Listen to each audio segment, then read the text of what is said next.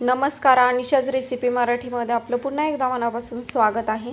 आज आपण मस्त वेज मोमोज करणार आहोत। जसं आपण मार्केटमध्ये खातो स्ट्रीट स्टाईल, मी तुम्हाला आज वेज मोमोज कसे करायचे हे सांगणार आहे। आणि तुम्ही बघू शकता किती छान असा ग्लेज आलेला आहे आणि एकदम सॉफ्ट असे झालेले आहेत आणि ट्रान्सपरंट पण झालेले आहेत। आपल्या आतमधले वेजीही दिसत आहेत, याचा अर्थ आपले मोमोज एकदम परफेक्ट झालेले आहेत।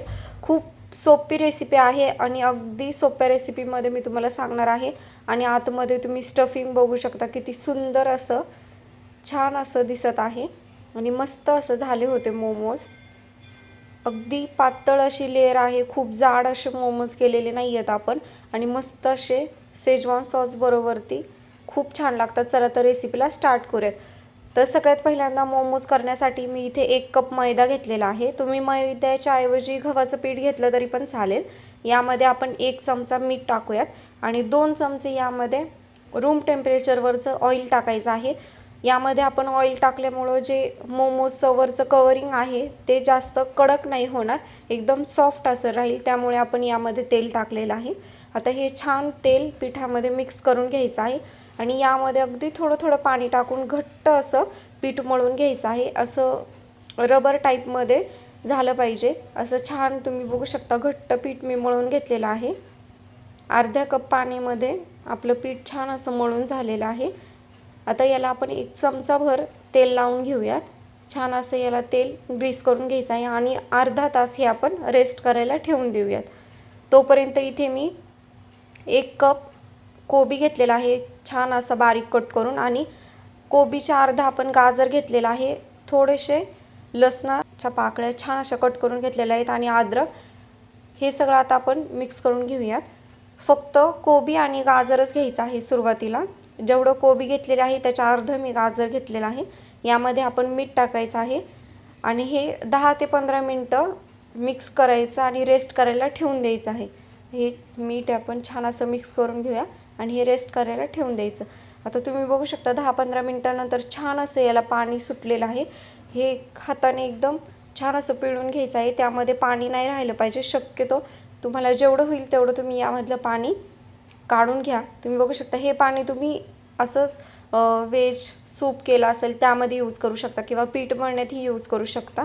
आता जे आपले वेजेस आहे यामध्ये आपण बारीक चिरलेली कोथिंबीर टाकायची आहे आणि अद्रक आणि लसूण आपण कट करून घेतलेले होते ते यामध्ये टाकायचे।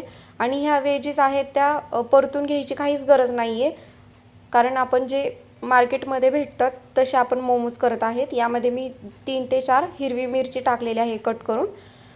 हे एकदम बारीक असं कट करून घ्यायचं, त्याचा अजिबात असं वेगळी टेस्ट लागत नाही, असं वाटतात की परतूनच घेतलेले खूप सुंदर असे होतात। त्यामुळे तुम्ही फक्त बारीक कट करून घ्या, तुम्हाला सेम रिझल्ट भेटतील। आणि हे एकदा मिक्स करून घ्यायचं आहे आपण आणि एक छोटासा असा गोळा करून घ्यायचा आहे। जसं आपण पुरीसाठी एक लाटी करून घेतो त्या प्रमाणामध्ये लाटी करून घ्यायची एक आणि ती लाटून घ्यायची आहे। याला पीठ लावायची काही गरज नाही, कारण मैदा अजिबात असं खाली चिटकत नाही। जर तुम्हाला वाटलंच तर तुम्ही पीठ लावून घेऊ शकता।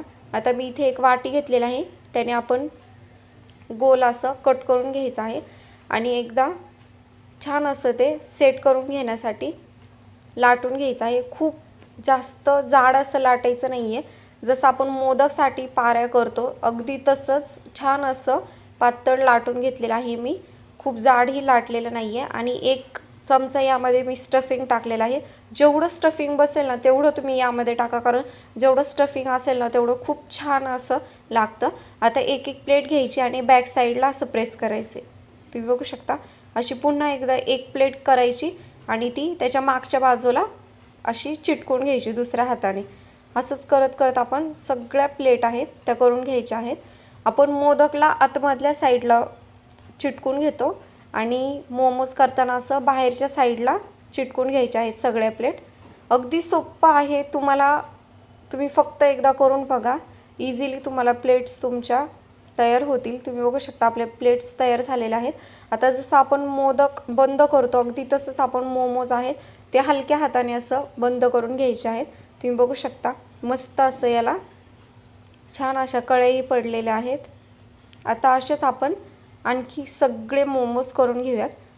त्यासाठी मी इथे अजून एक लाटी घेतलेली आहे, ती छान अशी लाटून घ्यायची आणि यामध्ये पूर्ण एक मोठा चमचा भरून स्टफिंग टाकायचं आहे आणि ते छान असं आतमधल्या साईडला टाकायचं आहे आणि पुन्हा एकदा प्लेट्स करून घ्यायच्या आहेत सगळ्या. तुम्हाला दिसताना जरी ही अवघड दिसत असेल तरी तुम्ही फर्स्ट टाइम ट्राय केलं ना तरी तुम्हाला सहज जमेल आणि खूप सोपी रेसिपी आहे. तुम्ही नक्की एकदा घरी मोमोज ट्राय करा. बाहेरचे मोमोज खाण्यापेक्षा घरी केलेले मोमोज कधीही उत्तमच. आणि तुम्हाला हेल्दी मोमोज खायचे असतील तर तुम्ही मैद्याच्या ऐवजी गव्हाचं पीठ यूज करू शकता. त्याचेही मोमोज अप्रतिम असे होतात. आता हे पुन्हा एकदा आपण प्रेस करून घ्यायचं आहे आणि आपला दुसरा मोमोजही तुम्ही बघू शकता छान असा तयार आहे.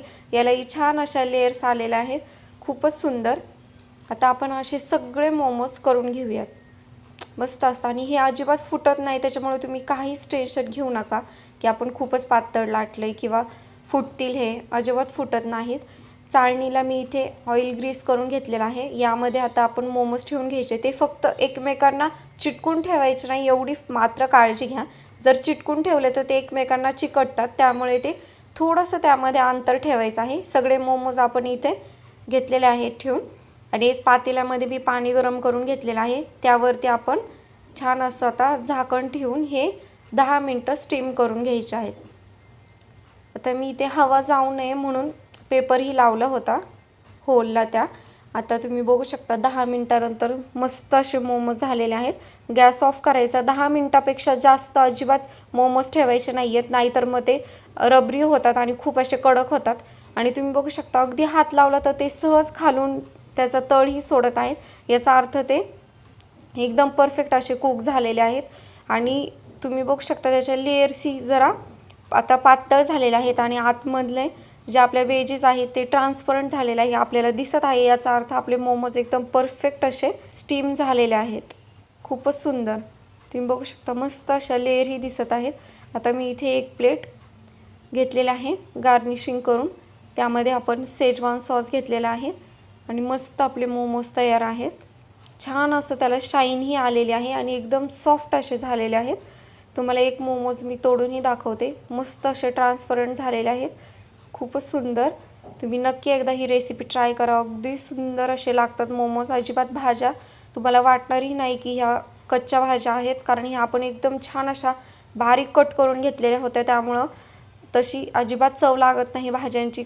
कच्चे अजिबात लागत नाहीत. मस्त असे शेजवान चटणीबरोबर अप्रतिम लागतात. तुम्ही रेसिपी नक्की एकदा ट्राय करा. अनिशाज रेसिपीला तुम्ही सबस्क्राईब केलं नसेल तर सबस्क्राईब करा. बेल आयकॉनवरती क्लिक करा, लाईक करा, शेअर करा आणि कमेंट करा. थँक्यू.